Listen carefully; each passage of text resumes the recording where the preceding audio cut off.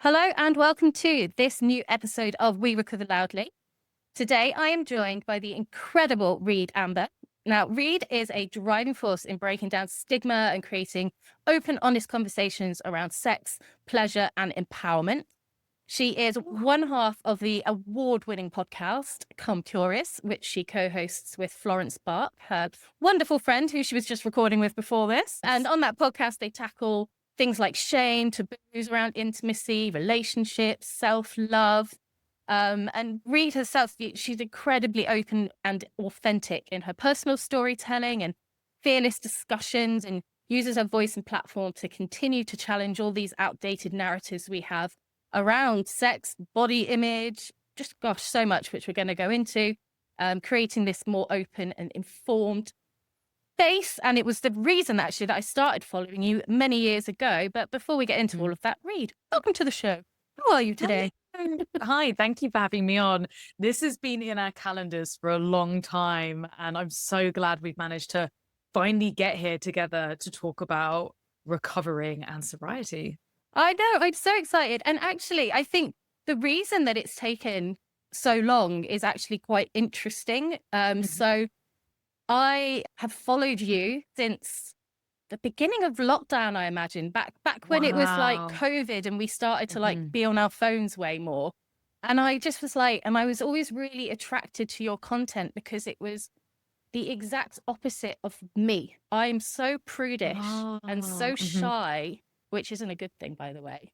And I found everything that you say, you and your partner in crime, just Mhm. so incredibly. It was like a small child peeking into a sweet shop at like a wonderful world outside there that I'm too scared to go into. Do Oh, you that's know what I mean? Do you ever beautiful. get people saying Yeah. that to you?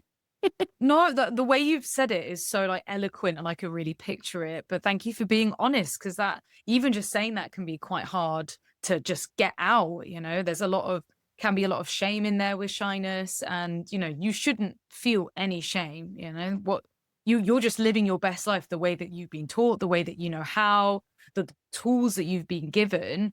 So yeah, that's amazing that you kind of at least didn't get rejected by the content, was like, ugh, who is this person doing some crazy shit? Like, No, I think it's, and I do, and I think it's really fascinating that there isn't more spaces like the ones that you have created. And I'm thank sure, you. again, we can get into the reason behind that. And the other thing that really attracted me about your content, again, was just how open you were about mental health challenges. And I can vividly remember there was a post that Mm, you put on. It could have been a post, it could have been a story, and you, bless your little heart, and you were sobbing. And it just broke yeah. my heart because you were just so upset about, and I can't even remember what it was about, but you were just sharing, like today is a bad day and I have bad days sometimes. This is before Mhm. neurodivergent diagnosis. This is a long time ago. Yes. And again, it felt at the time, she's crazy because I guess the world really has changed in the last 4 years, but Yeah. a really fresh thing to do. So, I mean, have you always been this open? I guess. Well, no. No is the simple answer. It took me a long time to learn how to be this open. I definitely got the building blocks from my mum, from my family, recognizing that the more open I was with a lot of who I was, made things easier. And like people were, they were rejective of it, but it kind of like filtered out who I wanted to hang out with or who really understood who who I wanted to be around. But definitely when it came to emotions and mental health, I bottled so much up inside, and didn't realize that I could talk about it or I should talk about it. And that ate a lot of me up for most of my teenagers and early 20s. And it wasn't until my mid 20s did I start seeing a therapist and actually opening up about what was Mm, going on in my brain. And I did recognize that if I did put something that was really vulnerable up, as hard as that was, the amount of positivity that I got back from posting something like that made it seem like my discomfort was worth helping other people feel more comfortable. yeah. And it also helped me as well. I'm not gonna lie. Like it was almost like me admitting to my emotions and my feelings and to my thoughts. And I have used social media as an incredible tool to to help better myself, to put myself out there. And it fucking works. It works for me. It doesn't work for everybody, but it Mm. definitely worked for me. Yeah, it's really interesting. There's been a couple of we've had a couple of conversations on this season about social media and how it's used. And for me, I have curated my feed to be Mm. a place that is full of positivity and people Yes. like yourself, like the things and the stories and the conversations I want to listen to. And when anything comes up that I don't like, I get rid of it. And sometimes when I'm in a little scroll hole, I do throw my phone across the room. But effectively, for me, it's an empowerment. Now, others still do find it really, really destructive. But I love that you're saying, there is that positive thing. There are positive things to be said for it. Social media has been an incredibly positive place for a lot of people. But again, it's still it's a drug, it's addictive, especially if you lose yourself in it. You're losing hours and you don't feel good afterwards. You can't sleep, you feel restless, you're obsessing. Or escapism. Lots of us use it for escapism.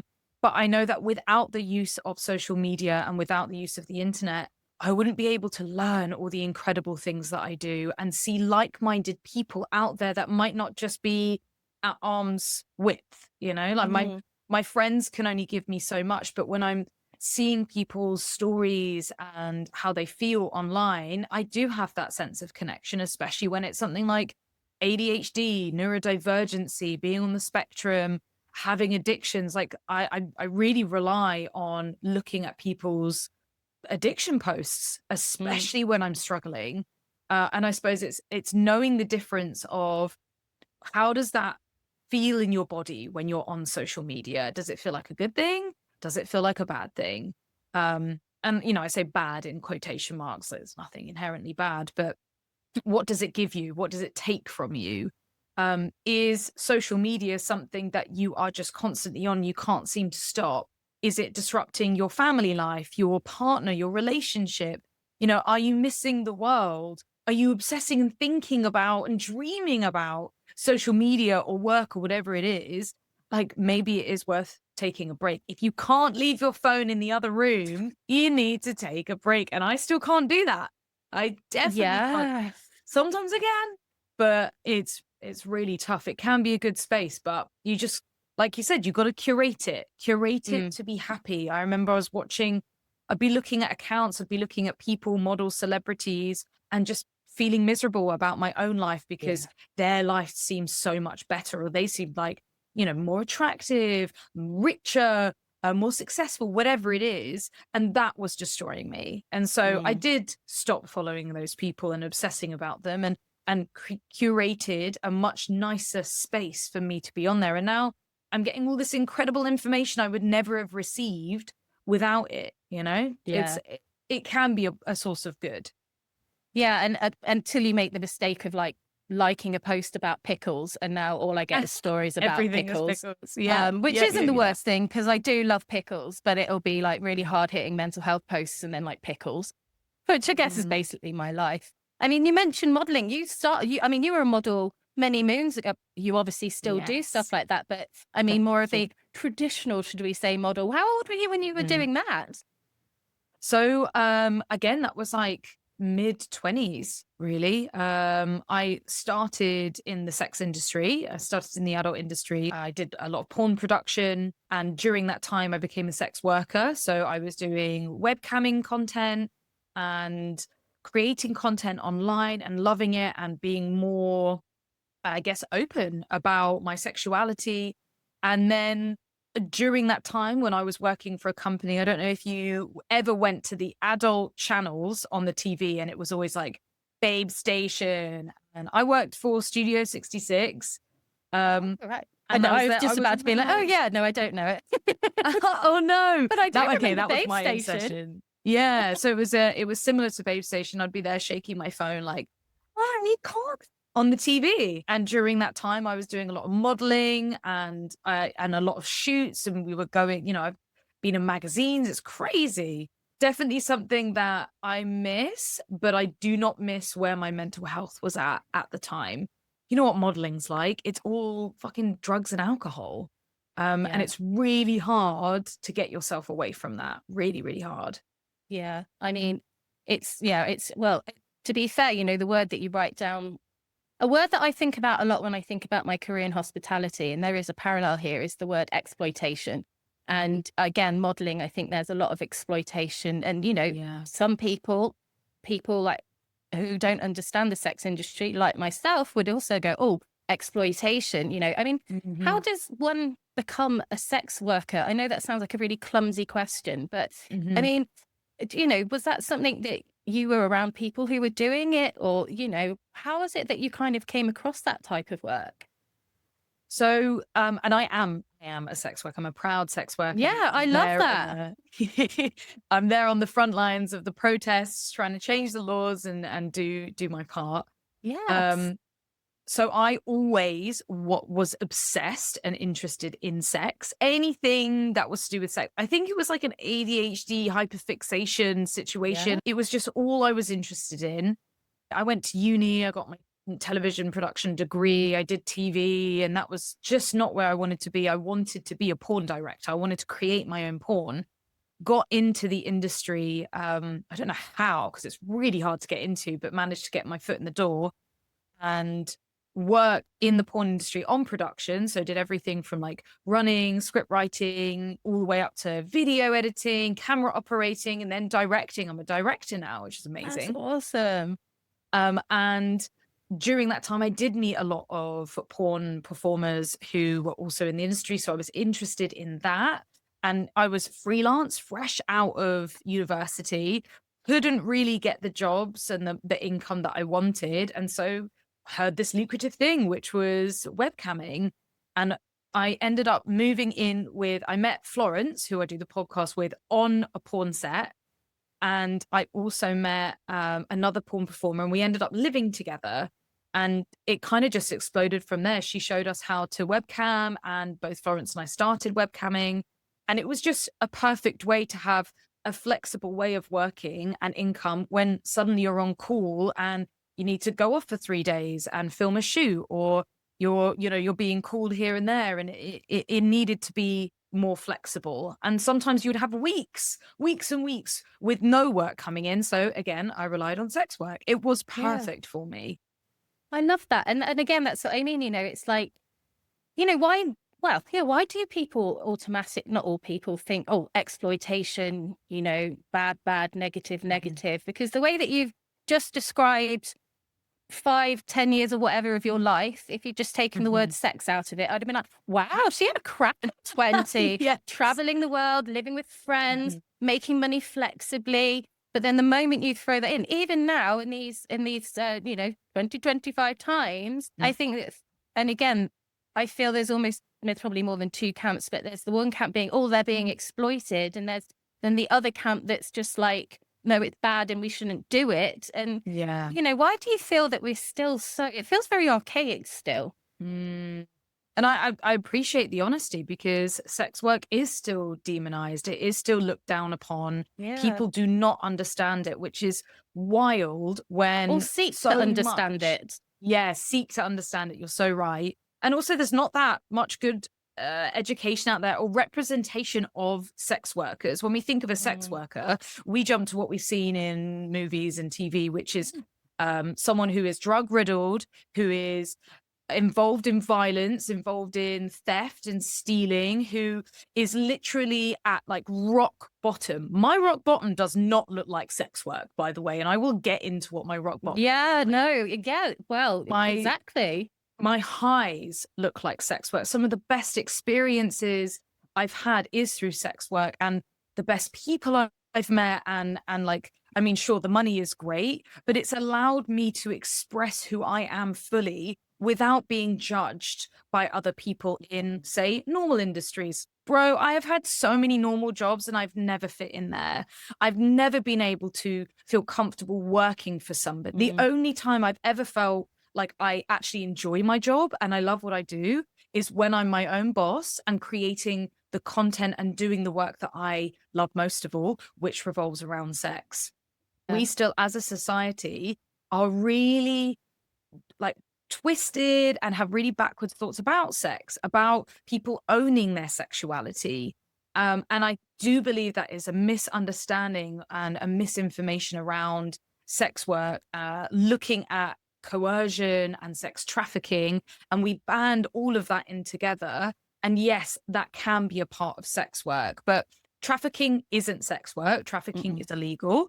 Sex work is legal. Of course, there are gray areas here and there, but I think it's not understanding or assuming what sex workers have been put through, what they go through to get there, when really you're just supposed to ask us why we like doing sex work. Why do we feel like we need to stay in sex work? Why am I not working for the BBC right now with my television production degree and I'm choosing to do sex work? Even then, it's my body, it's my choice. Even if I wanted to be right bang smack in the middle of an orgy and not be paid for it, then that should be okay. You know, like, sure, that maybe is a bit extreme for a lot of people. Maybe they wouldn't do it themselves, but that's something I want to do, that I'm excited to do. Now, as soon as we add money to that situation, all hell breaks loose. Yeah. And it's exactly like the amount of times I've gone on a date, I've met someone, not been super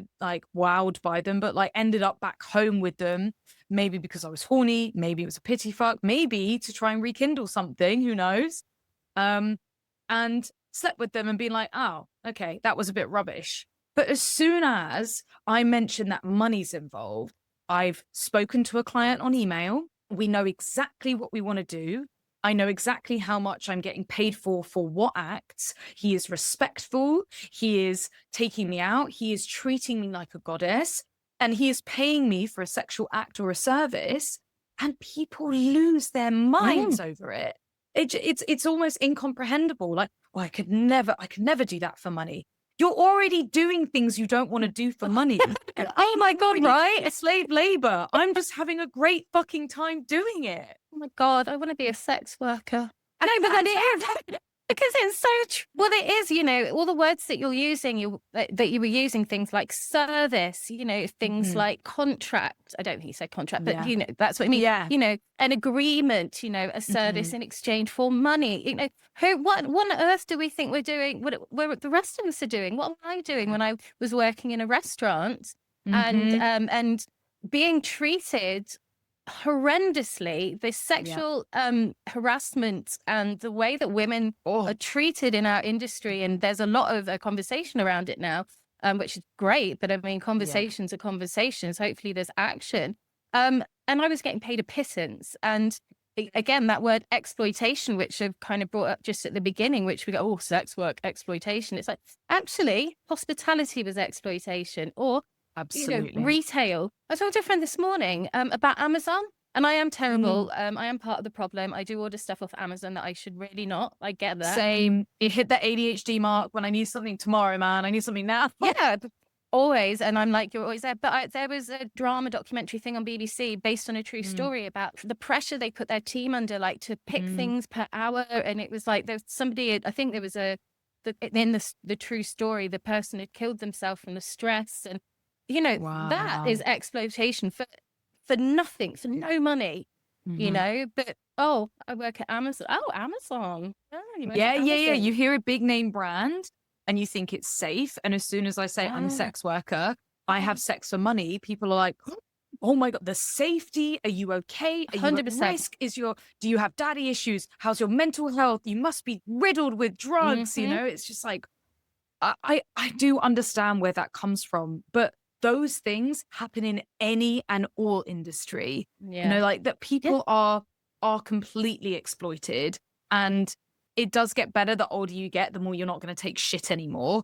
And I understand that the way that sex work in a lot of the media now is quite glorified. You know, OnlyFans, celebrities are doing it. So you are getting young people and like maybe just after 18 thinking that this is going to be what they're going to do, and like they're going to earn all this money and it's going to be amazing. It's actually the same with all celebrities, all Instagrammers and influencers and crypto boys that are like, yeah, I've earned all this money. It's not real, you know. There is good and there is also tough times and difficulties. And I have faced those in my life, but no more so or no less so than anyone else in any other industry.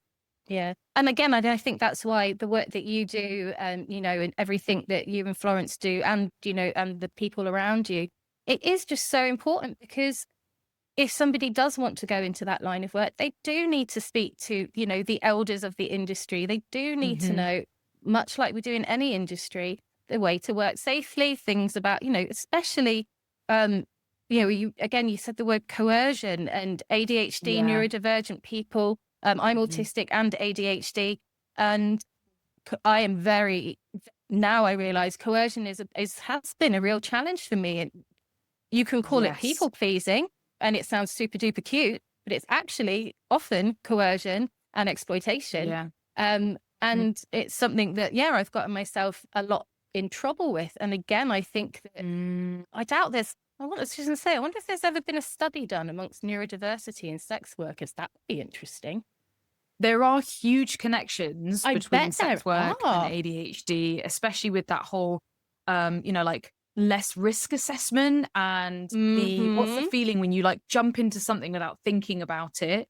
Oh, we have got no risk aversion, you know, and it's all about the Yeah. chase and the dopamine. And, you know, you and Yeah. I, before I pressed record, I was like, oh, I'm actually just working on a piece of work I should have been doing weeks ago, but I'm doing it now because now I'm fucking enjoying it. You know, Yeah. there must be a big correlation. Also, Mhm. same with our in hospitality, us neurodivergent folk, we don't often get on very well at school. We often don't quite get No. the grades that we want. So we fall into communities that will embrace us with our misfits, you know, the weirdos, the strange kids.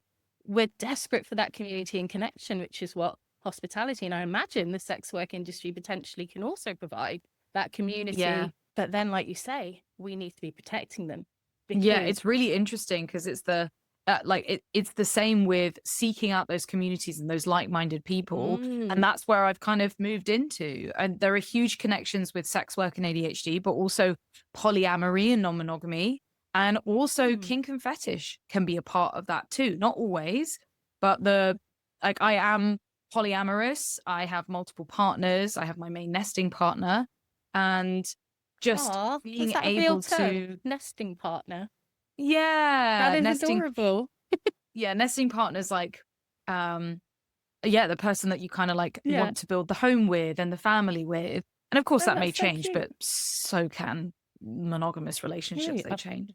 Yeah. Um what was I saying? And yeah, and of course huge connections with drugs and alcohol as well.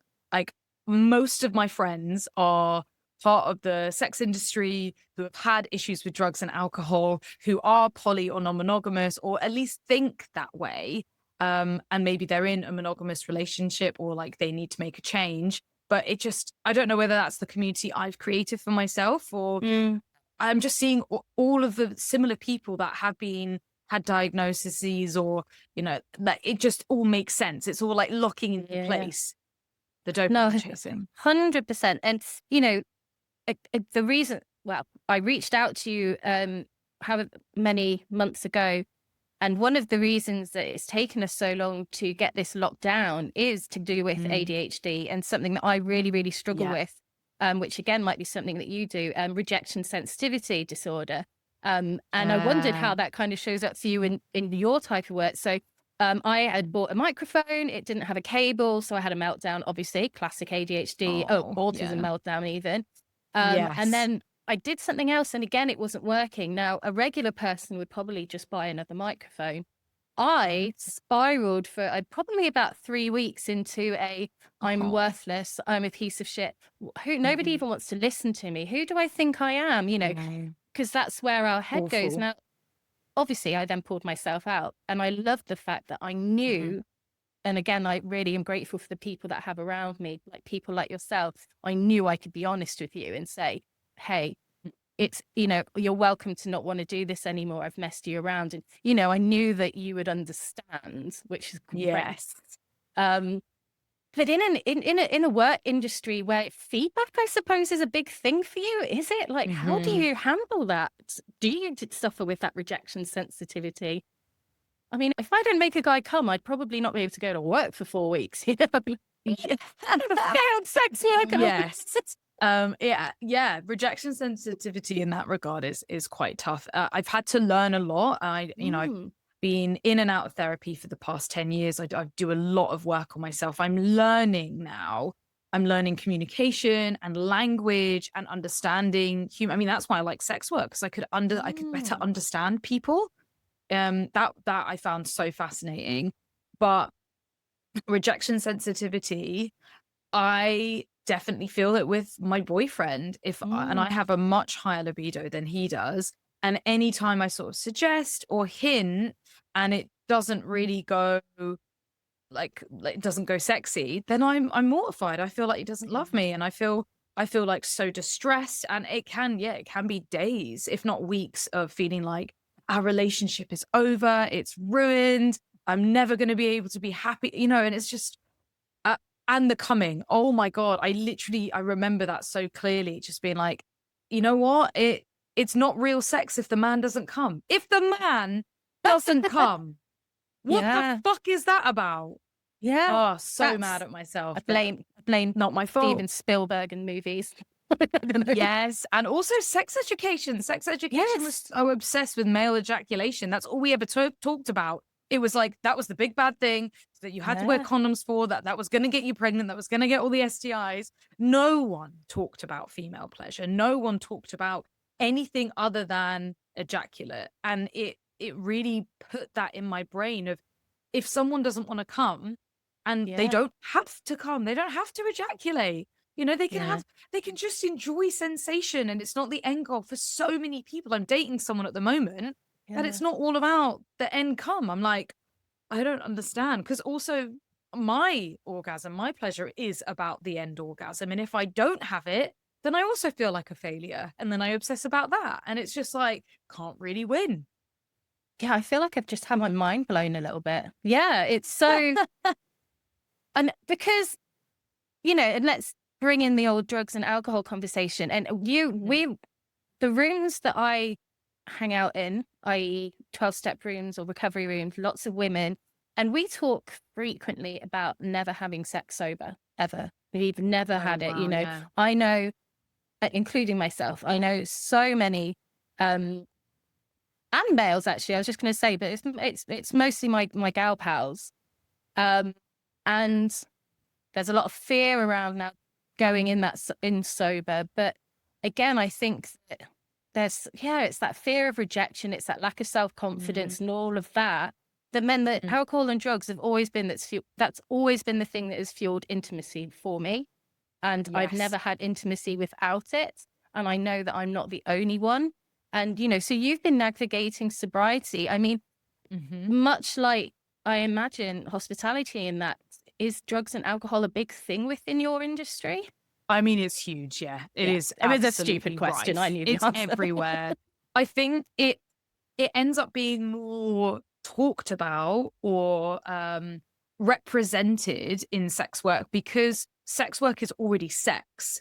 There isn't really much else that's shocking to the average person. So drugs and alcohol is kind of just a part of that. People don't hide it as well in the sex industry. I think that drugs and alcohol is rife in all industries. You're a big banker, you're doing coke off the table, like there's so many things that you're doing to hide the fact that you have a drug problem.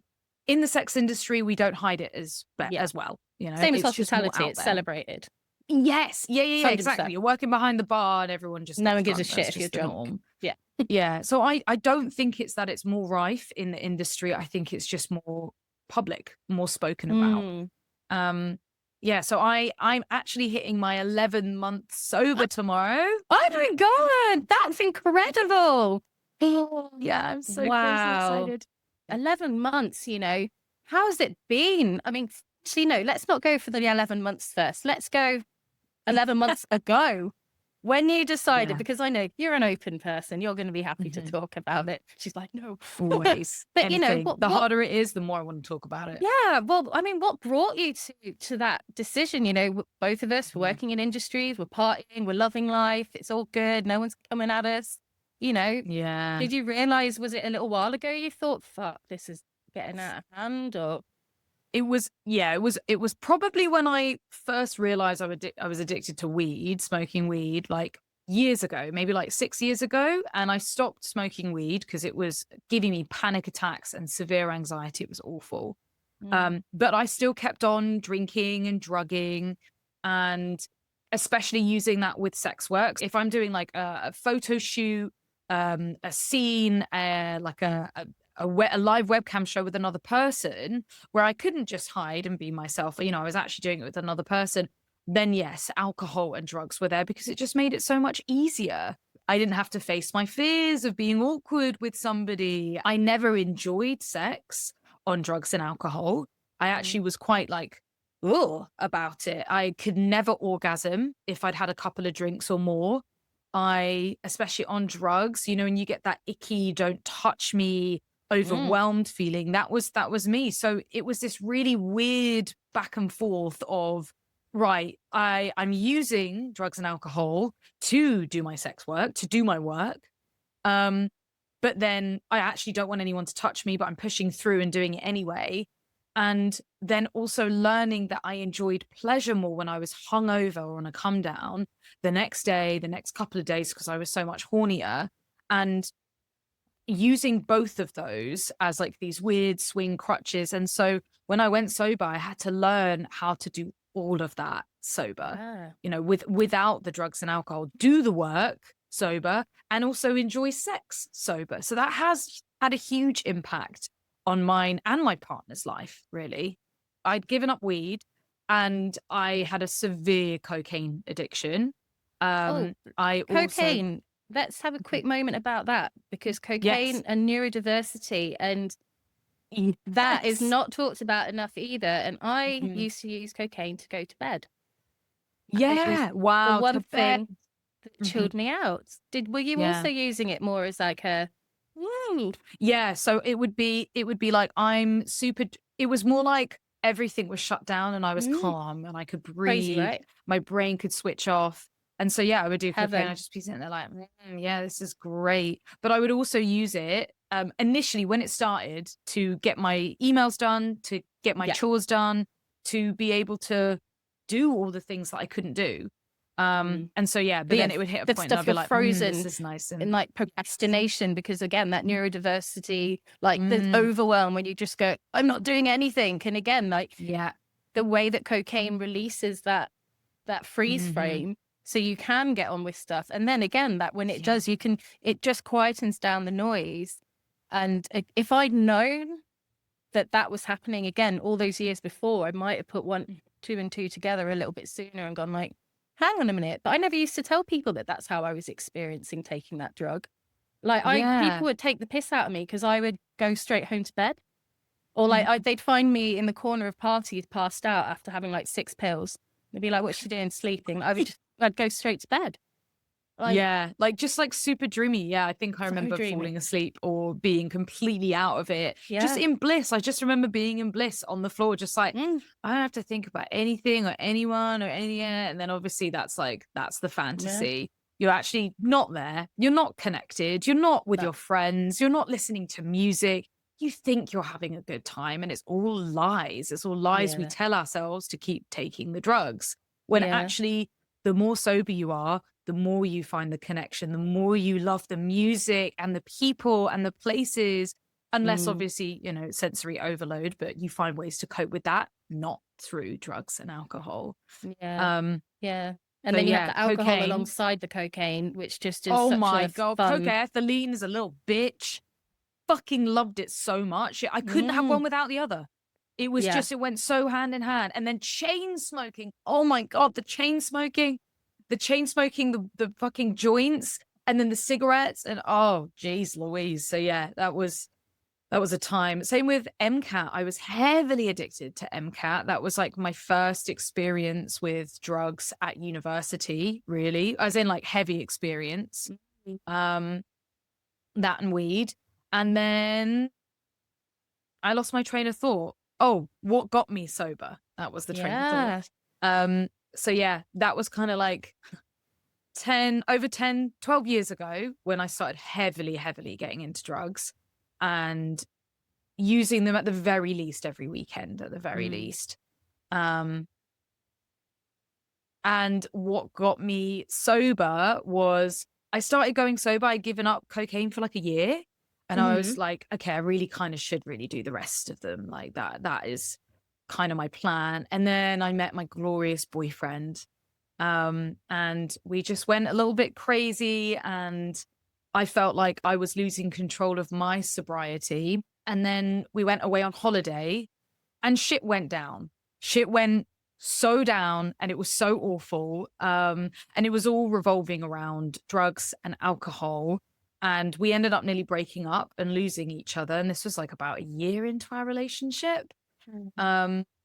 And I realized that I had completely lost control. And if there wasn't a big drastic change, that I was going to end up killing myself with the drugs and alcohol. Something bad was going to happen. So I was like, yeah, I need to go sober. And I did. And it was fucking horrible for so long. No one tells you how difficult it is, man. Like, Yeah. the drugs are bad and the come downs are worse. And I was the same. I would spend 4 or 5 days in bed on a come down. The shame, the guilt, the anxiety, the just screaming at night in my head just to try and drown out the noise because I couldn't sleep. I had really awful insomnia. I still have bad insomnia, to be fair. And then lo and behold, you get to your, like, you know, I went to NA. NA was a real massive supporting help. I had a therapist at the time that helped me really look at my drug and alcohol intake. And one day became 30 days, became 90 days, became 6 months. And yeah, and I'm coming up to a year, which is just crazy. But I honestly felt like I was going to die through those months. Like, I thought I was going to go crazy. And yeah, it was wild. And I think as well, like, I love like your honesty around, like, because it's the same for me, you know, you have those years where it's like it gets bad and then it's okay, and then it gets bad, but then it's back to being okay. But then it's like those last like 12 months, that last 2 years where you just look back and you're like, wow, that turned into a fucking bin fire quick. What like, whoa. Yeah. And sometimes, like, and I've shared about this before, I'm like, hang on a minute, I was just sat having a lovely glass of Merlot at a bar and having a nice time. And what the fuck am I doing in AA? Like, that wasn't on the cards. Like, you know, like, there was never, for me anyway, when I started, I never had an indication. And again, I don't think people realize that. Like, you don't get to an age, or you don't go through an experience and get a little letter in the post saying, like, congratulations, you're not going to be an addict. Well done. You know, it's not like Hogwarts.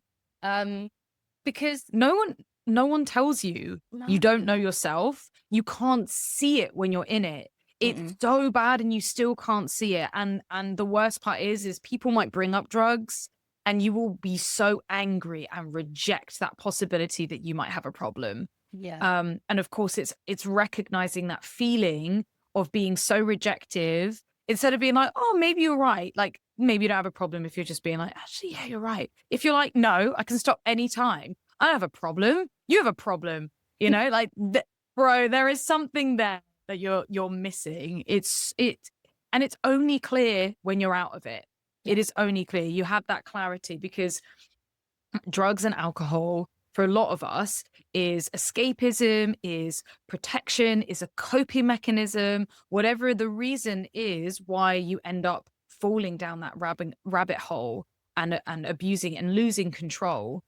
There is a reason for it, and you can learn how to do that without the drugs and alcohol. You know, they say that it's alcohol is the symptom. Alcoholism, drug addiction is a symptom of the problem.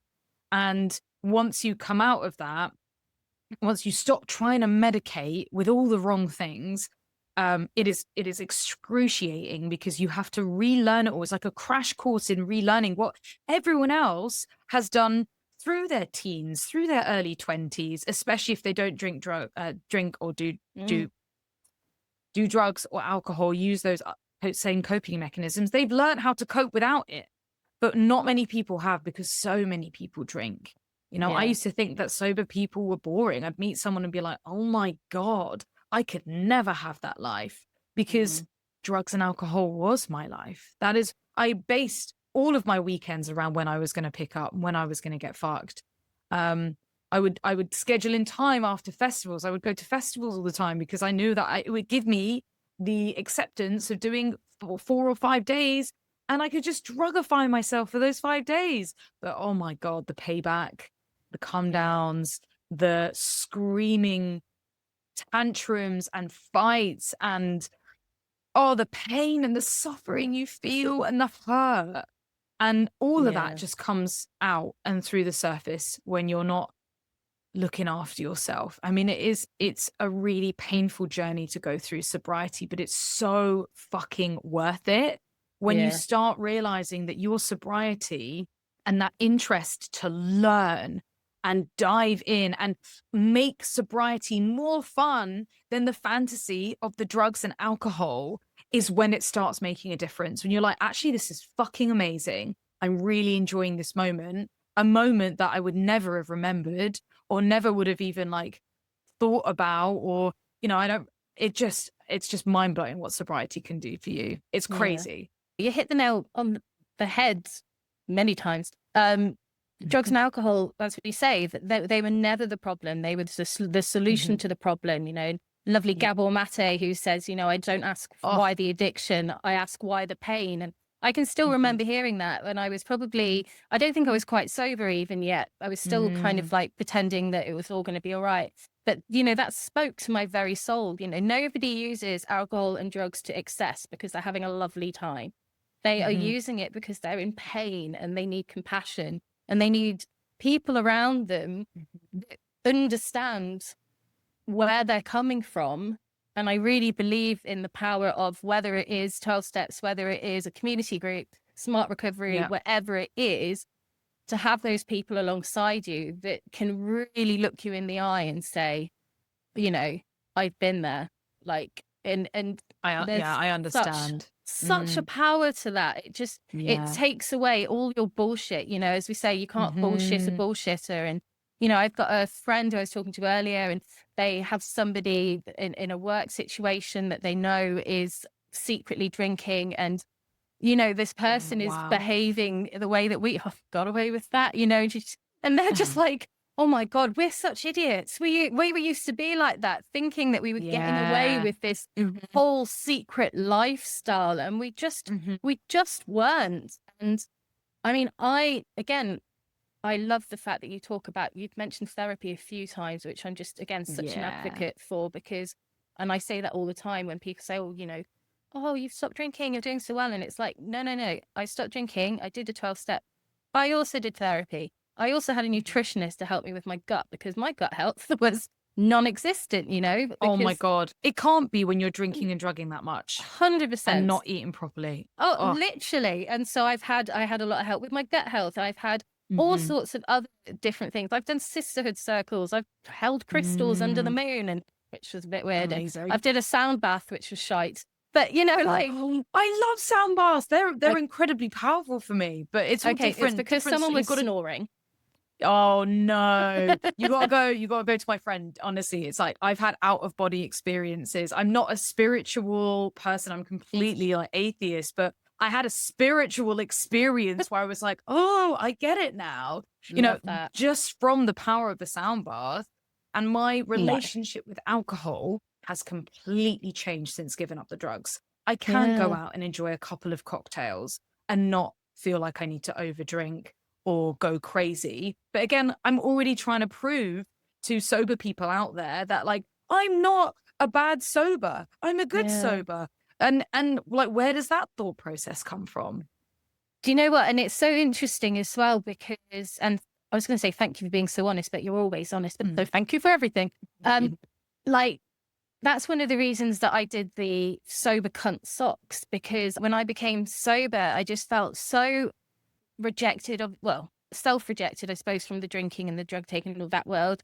But I really struggled to find a place that felt safe within the sober world, because I put on a load of weight when I stopped drinking. A lot of people lose weight, but I got diagnosed with fibromyalgia. So I have like a chronic illness at the same time. So I've actually put on lots of weight. I can't Mhm. do any of the things I used to do, really. Mm. Also, I don't like running. Even if I could run, I don't want to. Yeah. You know what I mean? I'm like, yeah. Mhm. Fuck no. You know, I'm not into yoga. Just because I'm sober doesn't mean that I've suddenly become a particularly, you know, like soft and nice person. I'm still me. Mhm. And exactly like you've just said, I think sometimes the challenge is, especially nowadays with sobriety being, you know, a thing, and there's this and the community, that again, we risk pushing people away by not accepting and understanding people's personal journeys. And Yeah. so I can be sober and a massive cunt still.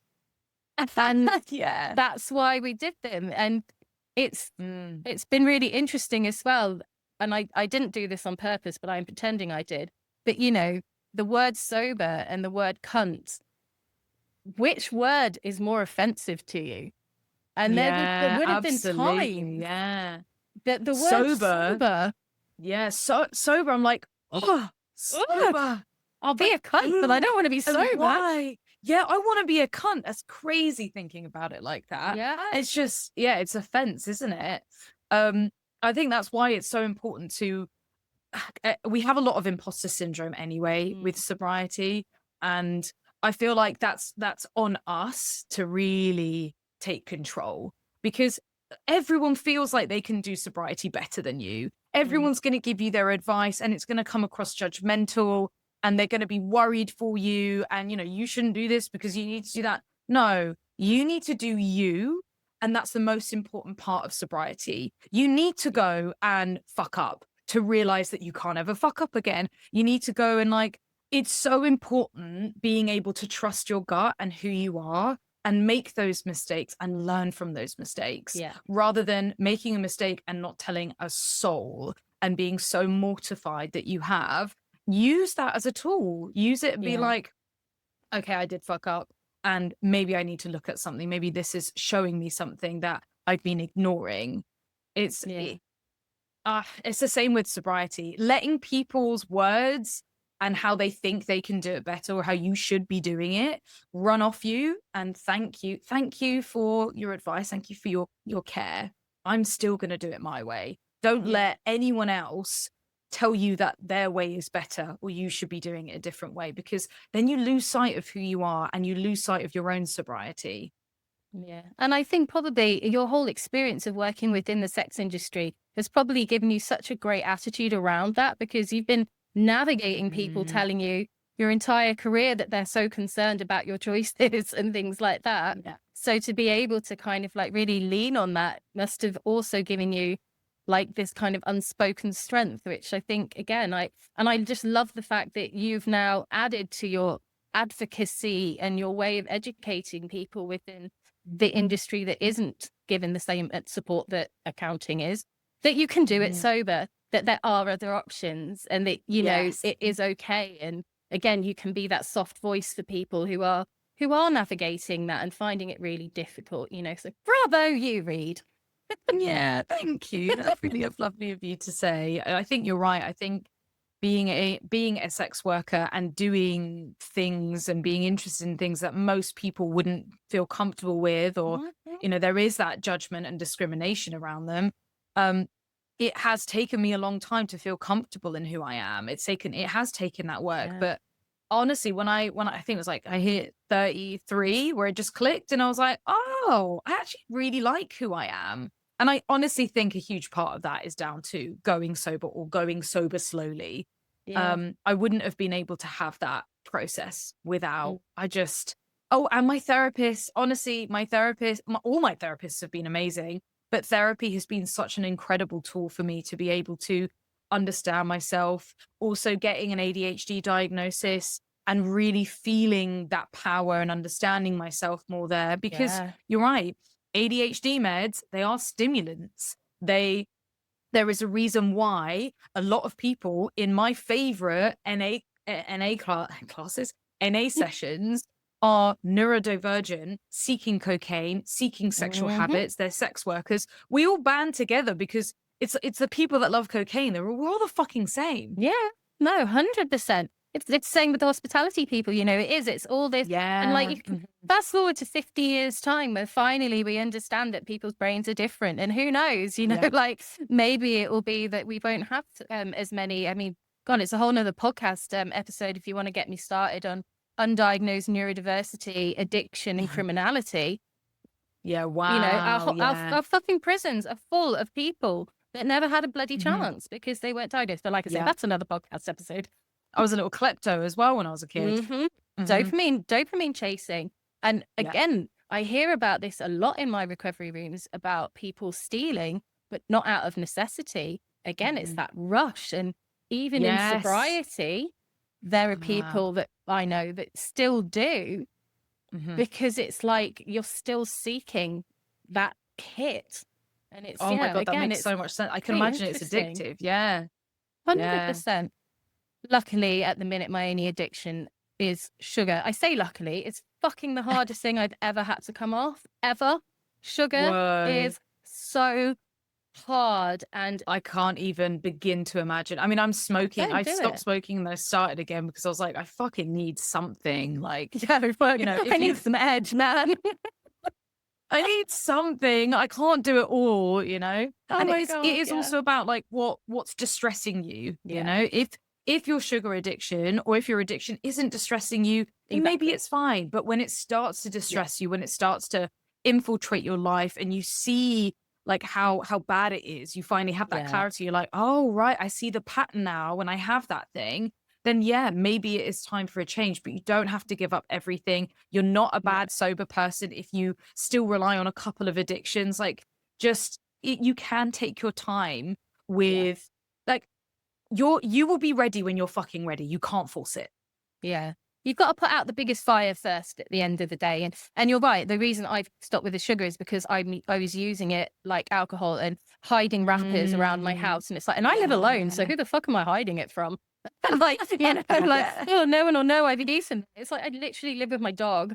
Oh, like, you know, it was just Yeah. suddenly in the shopping basket and I'm like not giving it like eye contact, like the way you would with anything else, or knowing that there was some chocolate at home, the thrill of knowing, you Wow. know, like was Mhm. almost more exciting than buying it. So yeah, like you Oh said, wow. but That is perfectly describing an addiction. I'm crazy. exactly like that with cigarettes. And sometimes savory, like crisps. I'm also salt. It's the salt, man. It's the salt. Yeah. No, mine's it used to be the salt, but it's sugar. Maybe it's a Mm. perimenopause thing, so watch out for that. You've got 10 Yeah. years or so yet. But Yeah, shit will change. And I think it's important to talk about the menopause and addiction because you're not coping very well through the yeah. menopause. So you're gonna run to those old coping mechanisms. It Oh, just makes 100%. sense. I Mm. cannot wait. No, that's going to sound mean. I was going to say, I can't wait for you to go through perimenopause and hear all about everything you're navigating. But I don't actually, because perimenopause is hell. And I really hope you don't get the same Yeah. symptoms that me and some of my friends have had. But if you Mm. do, I'm so interested to be learning all about that when in the time that it does happen, because I just find you absolutely wonderful and just so fascinating and just such a gift to the world with everything you do. And you've Thank really you. kind of already answered this question, but I do have to Mhm. ask it still. Otherwise, it'll be weird because I've asked everybody else. But what does recovery mean to you?